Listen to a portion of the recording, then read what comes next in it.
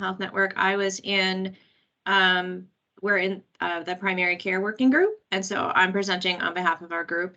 So the first question of one or two ideas of how to bring equity into your professional work. We started with ourselves, that we need to do our own work about what does equity mean, what terms are we using, and really taking that individual sense of responsibility around our own biases and reflecting on our shaping as we've, had very different experiences from others. So, and then bringing that work to our tables that we sit at, staff meetings, HR meetings, one-on-one conversations with individuals that we're working with partners, keeping it at the top level and checking in with others about it. For example, even being so specific and explicit to say, is there anything we should consider about equity today, so that there's a forced reflection, and then hopefully that becomes more natural, and then it becomes more of what Allison was talking about before, which it's not the thing that was like on the agenda, but it's actually throughout every topic that you're discussing.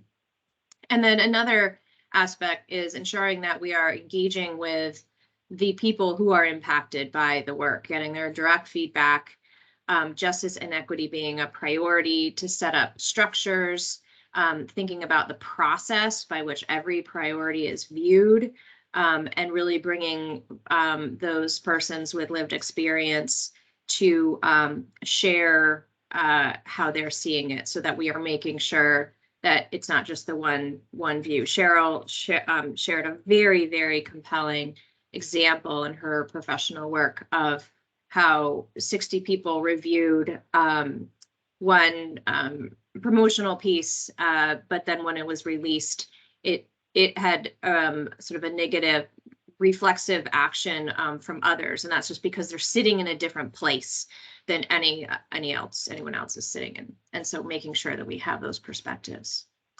One idea for how our work group will ensure the work is equity-based is, in our work group, we look fairly homogeneous. So how can we seek out other perspectives, either as guests, members of our work group, or that we as work group members actually go to other communities, other groups or representatives of groups and other perspectives to seek out their insights and then bring that back to the group. So really not just inviting people to our table, but seeking them out and meeting them where they are. So really working to actively engage with others in our work group. And then a brief response to the report template. So one of the things that we talked about in our group was the history of mental health, and that as we talk about equity and mental health was really actually, it's, if you go way back in history, was an inequitable division in society, where people with mental illness were put away in different parts of a community, were locked in asylums, where there was a lot of negative sort of connotations about that. And so the topic of equity and then the topic of mental health is very important, and perhaps thinking about why we are facing some of the conditions we are for mental health today is embedded in some of that history, and it could be relevant for us.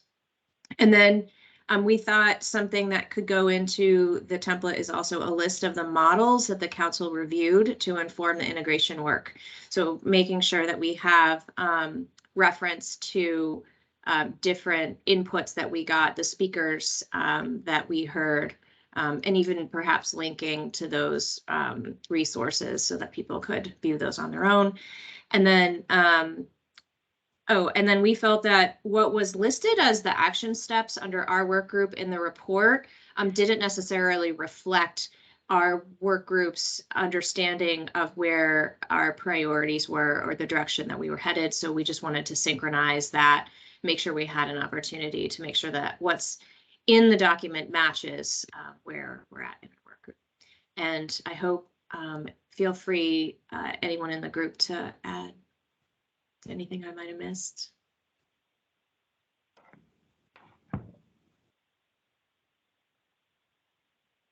Thank you. Any questions or just moving on? Yeah, thank Okay. you, Christine. Thanks. So Laurel, pediatric care, do you want to go next? Sure. I welcome my committee to join in. I think we're the perhaps youth rebels where we have the agenda laid out with particular questions and we don't always follow them. Sorry.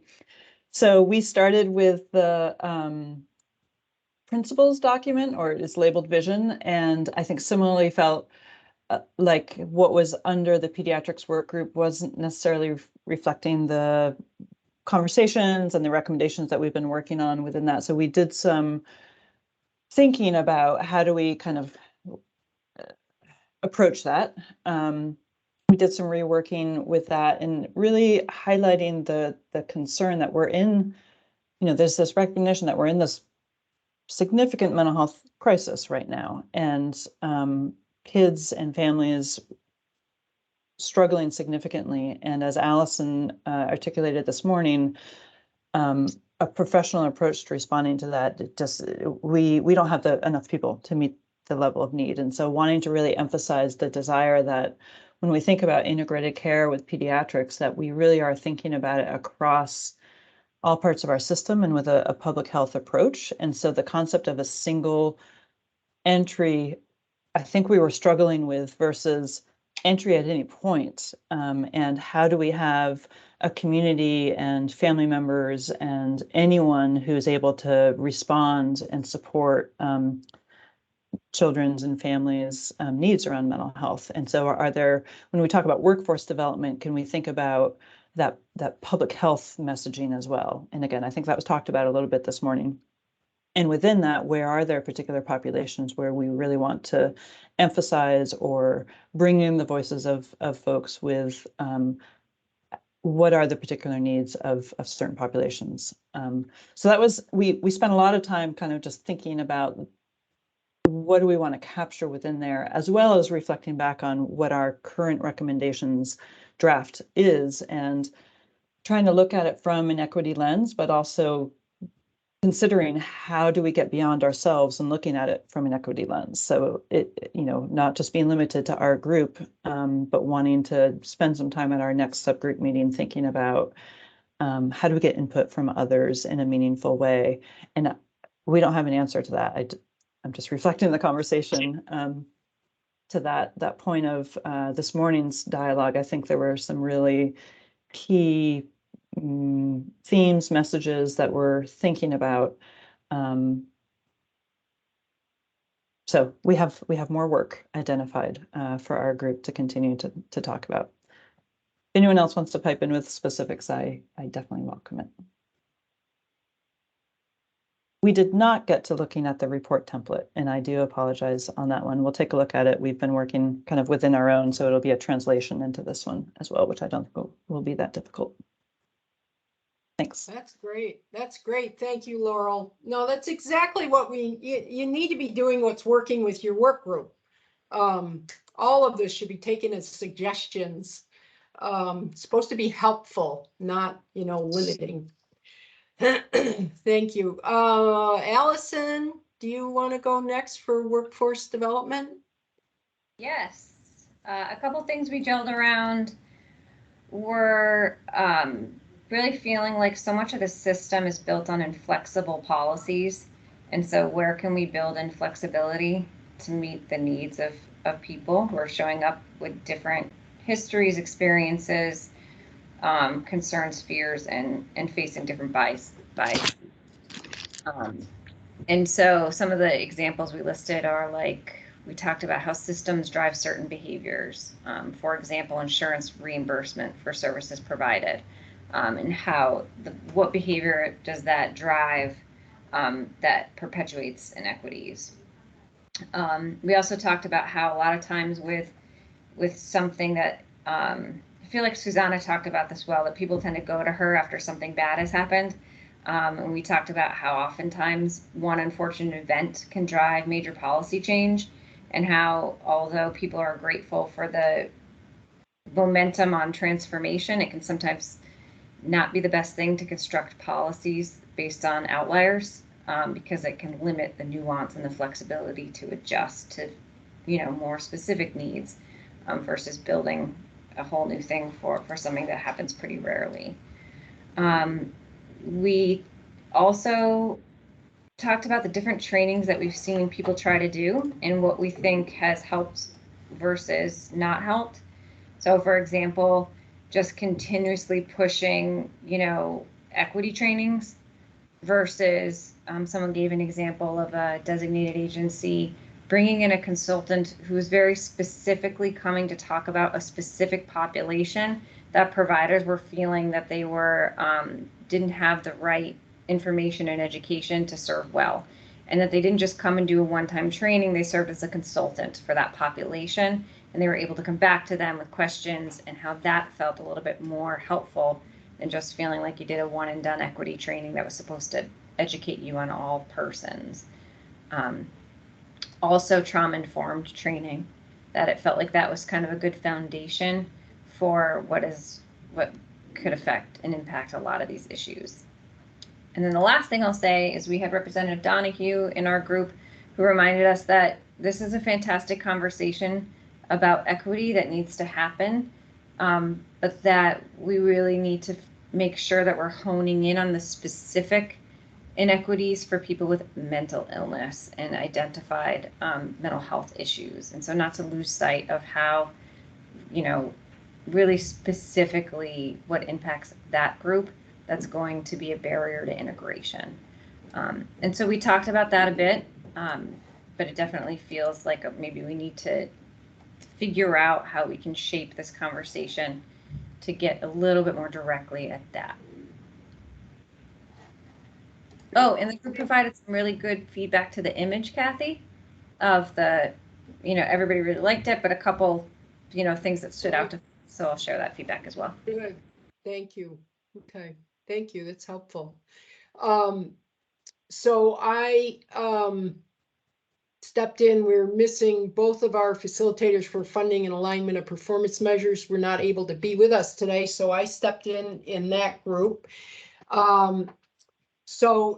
And I just want to say from Allison's last comment, there have been a few different comments to really help us focus, which is what we were hoping to get from this meeting today, to really start to focus in. So I'm really excited. Everybody is really engaging with the different materials. So in our work group, one of the first points that we hit on, it came out in two different ways. One comment was, are we around equity? How are we going to focus on changing the language so that services really are accessible, are understood to be accessible? And then it really came around to even access to this council. And it was such a great example for me, feeling like, I think this is a public meeting and who can take part and that mechanism. And it really became clear that no, that's not clear. And that's an equity issue. So it really, just a personal note, that it was a really helpful discussion for me. And I'm going to be following up to help address that going forward. And also this next, I've pulled out quickly we had a great conversation. And one of the comments was, it's very easy to default to what we know and how we do things, and checking the lens from how that we're looking through, setting those things up. And again, to me, that also feeds into the whole thing about changing the language and how things are presented. The group Green Mountain Self Advocates uses an identity map to map out what are the different identities someone identifies, how they self-identify, so that you can provide culturally competent care. That was a suggestion about a tool that could be used to help further equity. The whole discussion about data, quantitative, qualitative data, clearly engaged a number of people. And the idea that qualitative data, getting to the voice of people that are there, is really important, and that just to that it's not either or, that let's not, you know, throw out the quantitative data. Well, we need to make sure that's equity based and informed, but also to bring in the qualitative data. When we were talking about the work group and in making sure that it's equity-based work,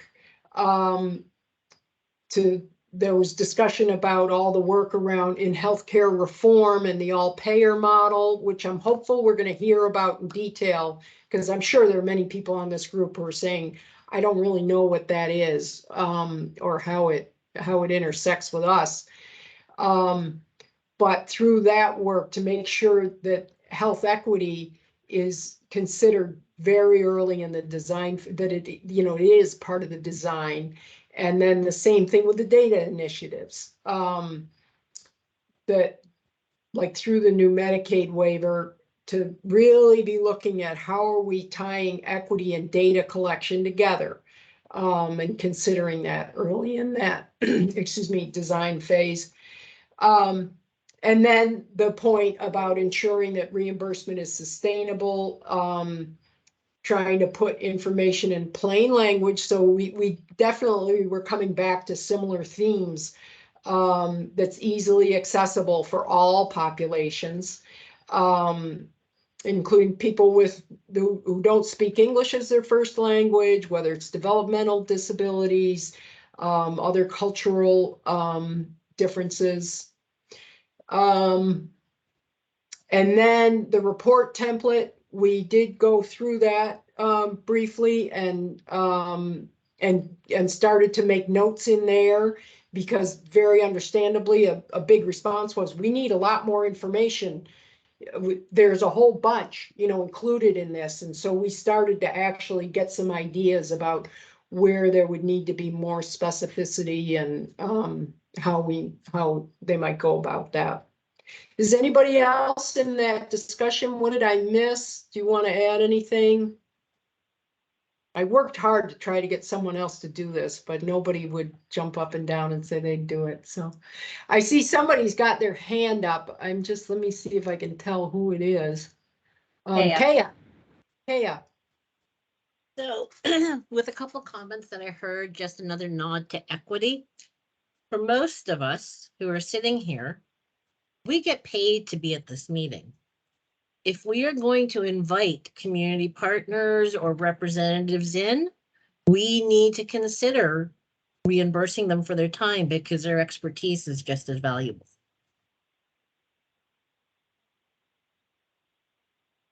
Great, thank you, Kaya.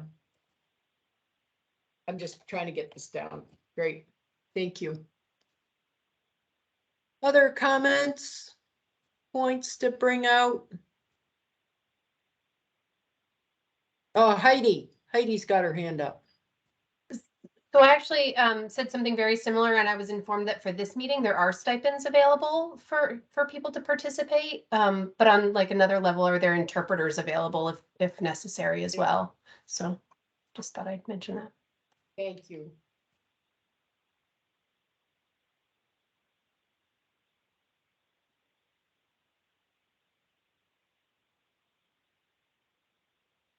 What else? Other?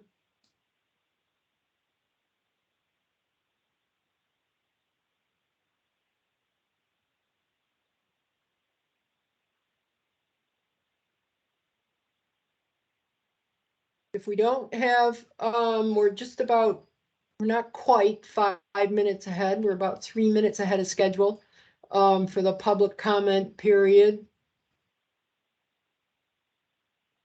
So why don't, go Sorry. ahead. I just wanted No. to, I don't know if there were minutes taken during the first breakout groups or not, but I just wanted to capture, somebody in the group that I was in had talked about looking at the hiring and licensing requirements of staff to make it more accessible for maybe folks from different communities, and so that we can have people actually providing the services that identify with the individuals that we're serving in a more equitable way. So I just want to make sure that was captured. Great, thank you, Lindy. It makes me think of the point that was shared in our work group that Recovery Vermont recently went over their benefits and really looked at how could they provide people with better benefits. And they actually, my understanding was they made the choice to have fewer positions and provide better benefits. Is that correct, Will? Yeah. That's right. To make sure that people had what they need.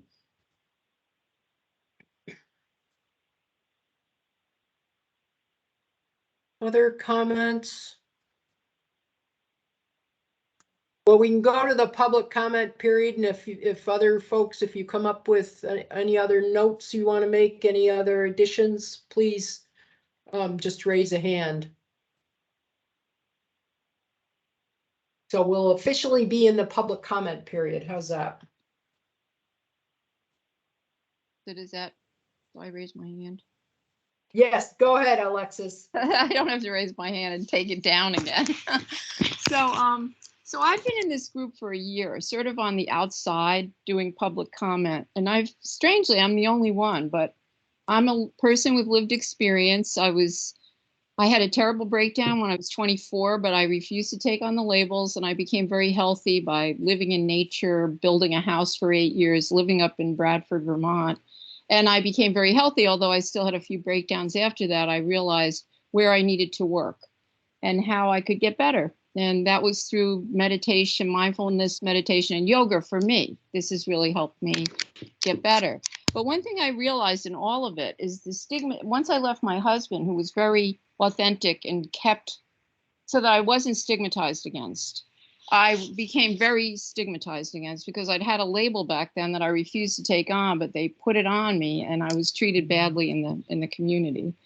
And so out of that, what I realized is about equity. I can really relate to what they're talking about with equity, because when you're stigmatized, you are not treated like other people. You are treated like you are from a very low class or whatever you want to say. And that's okay. I mean, I've come out of that, but I guess I don't want to talk too much. So let me just see here. I just think it's very important that we change the language, especially about labeling people with an overall global label. And the World Health Organization is very much on this page of not doing this anymore. And I'm surprised that I don't see like a group in this group trying to work on that, to just work with symptoms, because really what I've worked on over my life is getting my symptoms under control, which I've managed to do in the last 20 years. I haven't taken any medication in the last 20 years, although the years before that, for 40 years or whatever, I had been, and I found they didn't really help. So I just wanted to make sure that you guys hear that, because the medication is a real problem, because pharmaceuticals, and even in my own family, I know a lot of people right now with trauma are on medication, and the medication, it may be a way to stop it when people are in bad crisis, but to really help people get better and know that they can heal, they need to look down the different avenues, like Kaya was talking about, her grandmother gave her a medicinal drug for headaches. My grandmother did the same thing, but from a different culture. And it really worked, the things that she told me to do. So, I mean, so now I'm trying to get into the Adult Standing Committee. I was told by Kathleen that I guess I am going to be able to be a part of this group now, although yesterday I thought I read, and I think I just emailed that to you, Kathleen, the email they sent me that I don't know if I am going to be able to be part of this group anymore. But we'll talk about that after this public statement, which I don't. Does anyone have any questions of me? It's funny, I've been coming here a year and nobody's asked me any questions. Like, okay, Alexis, whatever. And anyway, so I guess I just stand alone here and try to understand and try to help as best I can. But I do think that equity is so much a part of it, because if we look at people in terms of a system, people that I've seen fall in the hole or kill themselves or whatever, they don't see hope, and hope is so important. And I do see up in Burlington, they've started a group called the Recovery Hope Center that has, it sounds very great. It's a great contribution to what I'm talking about, and that they were, you know, that's group therapy, and it has to do with kind of like the 12-step programs to help people get better.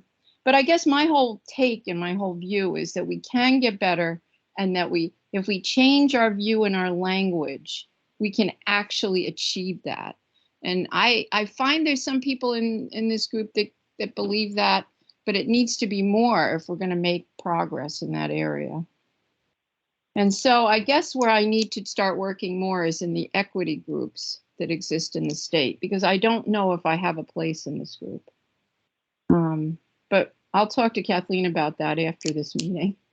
Anyway, so that's all I have to say. But thank you for listening. I appreciate that very much. Thank you, Alexis. You're welcome. I appreciate your participation. Thank you. Anybody else have anything they want to add? Nope. Well, then we can. Allison, did you have anything you wanted to Kathy, add? could I ask Alexis Oh. a question? Absolutely. Go right Hi, ahead, John. Alexis. I'm John Soroyan. I'm the Blueprint for Health Executive Director, which may mean nothing to you, but that's okay.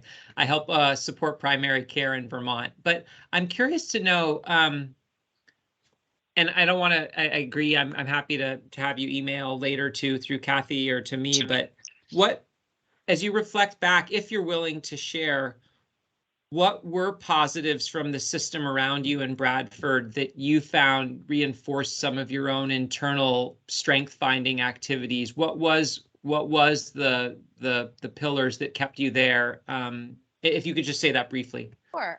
Well, the biggest one was that we camped out for 10 months. And for 3 years, we lived in a one-room cabin where we had to haul our water. We went to the bathroom in the woods for 3 years. So we were very in contact with nature. And I really found that was a grounding, so grounding for me to get that kind of contact so that I could actually, you know, function. That was number one. And then the other thing is the people up there are very non-judgmental, at least I found. Now, I was with my husband, who was very authentic. But, you know, so he generated people coming to the house and having a lot of friends. But I found that they weren't judgmental, even though I did have a breakdown up there. They were very understanding, and they didn't hold it against me, and they weren't afraid of me or anything, you know, like they just let me be, you know. So I guess that's a big thing. And I still see Bradford is very much like that, although I'm centered here for now where I live because I have a 16-year-old.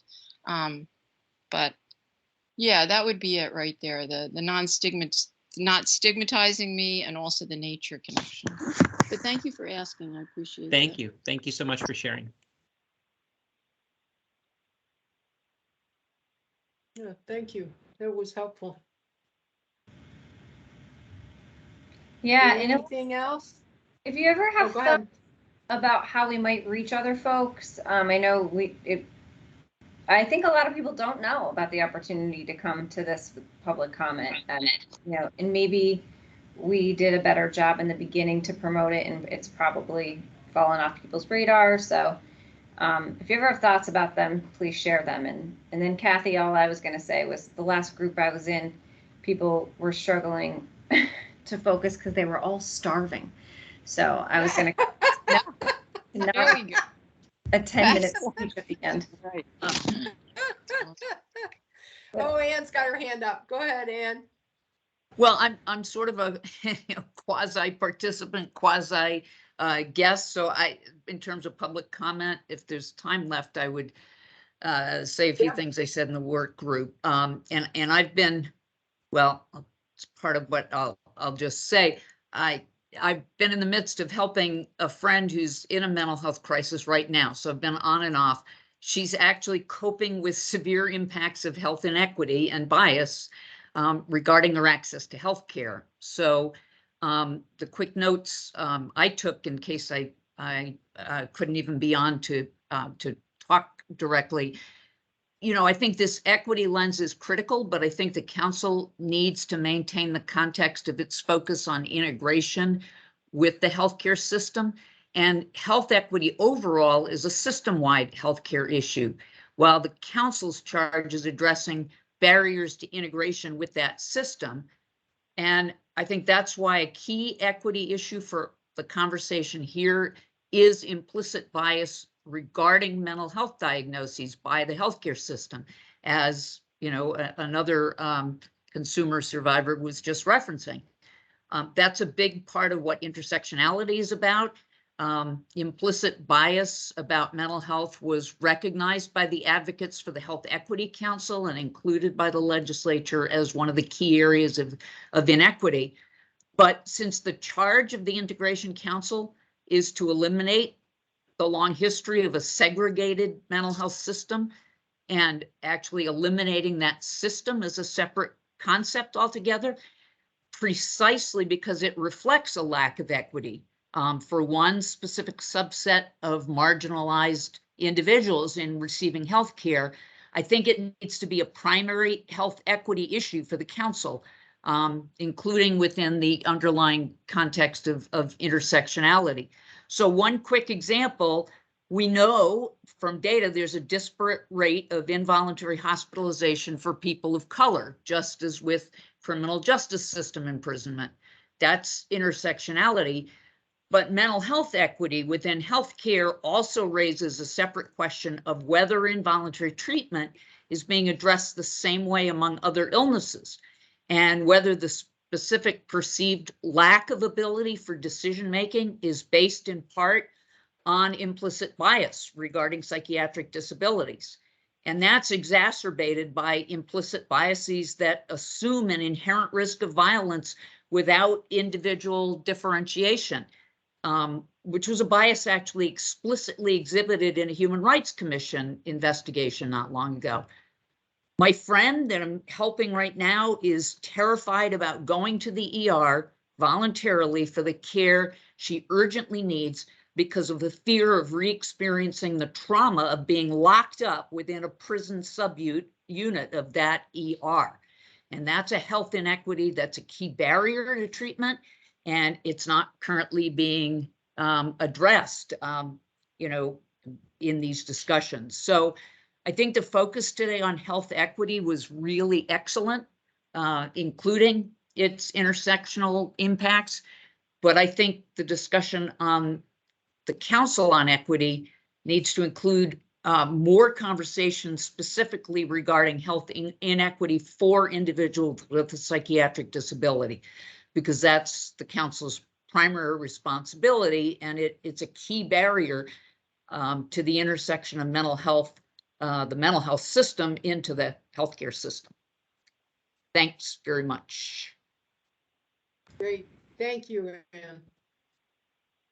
Yeah, no, I appreciate that, Anne. I tried to summarize some of your thoughts for folks, and you did a much better job. So, well, you were. I thank you for summarizing. I didn't know whether I'd be able to stay on to the end here right now. Yep. Okay. Seeing no other hands, I'm going to honor the grumbling stomachs and tell people to go forth and do some wellness for yourselves. Have a nice lunch and maybe step outside if it's not raining. Great, thank you. Kathleen, Thanks, everybody. Bye-bye. Kathleen, am I going to stay on with you? Oh, we could, yeah. Yeah, let's that's stay great. on for a minute. I just wanted to, yeah. Okay, So that's did you great. get, I sent you the email they sent me yesterday. I did, and I glanced at it and I can see exactly what the issue is. Oh, Eva is completely correct. They're okay. right. Now, wait a minute. So the council is established through the legislative charge. So it's limited, but we have the work groups, and the work groups are a way to bring in more people. So that's why I was saying to you in that work group, which work group do you want to be on? And you can become a member of a work group. You are not part of the council, but that in the work group meetings, the work group members, you're talking. So it's sort of a distinction you know, between the council and the work groups. Yeah, but don't you see how crazy that is though? How did, if that is, it was like, here I've been doing this for a year thinking, well, maybe I'll get in there somewhere, but, and then they wrote that yesterday. I was like, oh my goodness, that's so crazy. But wait a minute, I wanted to, so the work group, so finances is not my strength. So I don't want to be in the finance group. That's fine. What was the woman that was talking about? I guess I don't know if she was pediatric. I think she was primary care. I guess the primary care group. I would like to. That's great. And as far as like, I don't know. I mean, I want to join up with the equity group, like with the recovery group, maybe. I don't know. I mean, so this integration group, let me just understand this better. This integration group is only going to be in existence another year from what they said. Correct. And then what is it? It just kind of melts, or unless they decide something different. It's up to the legislature. What created it in the first place? 2 The years. legislature, the whole, and in that you have a copy of that legislative report template. The charge is in the beginning of that. Yeah. It's also in the PowerPoint that we had in the first meeting, and that's on our website. I can also email you that, but it's a legislative charge that we set up this council, and there was a certain group of members for the council, but we heard from many people, wait a minute, we're not on it. Wait a minute. We needed to get work done. So we set up the work groups. I get you. And those are people who they're not on the council. But they're in the work groups. So they're all part of the. Okay, now I get it, but I didn't get it yesterday. Let me tell you, I'm reading. There's no, it makes sense that you didn't get it, Alexis. It's just like, but I just really didn't, it wasn't just me, but I just was like, we need other voices in here. And we need work done. And the list of people on that council, this is always the tension on these things. You need the decision makers in the room. Yeah. But they don't have time to do squat. They don't have any time. Right. That's right. You're right. So the work groups. Well, that's interesting though, because it seems like though, when I listen to the whole meeting, there's a lot of people that are involved, and they're most of them, but not all of them. Well, I wouldn't say most, maybe half and half.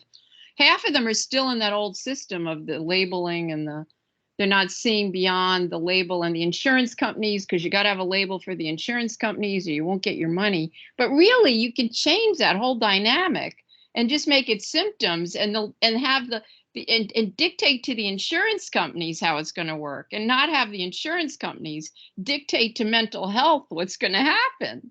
Does that make sense? It makes sense. I would love to see you get it done. Like, so Alexis, I will, I'll communicate with the primary care work group, and you'll get on that list, and you'll be part of the primary care work group. Well, thank you so much for listening to me and giving me a little bit more of a voice than I felt like I had. Oh, yeah, no, you're very welcome. And you have a good day and enjoy your lunch. Thank you. You too. Bye-bye. Bye.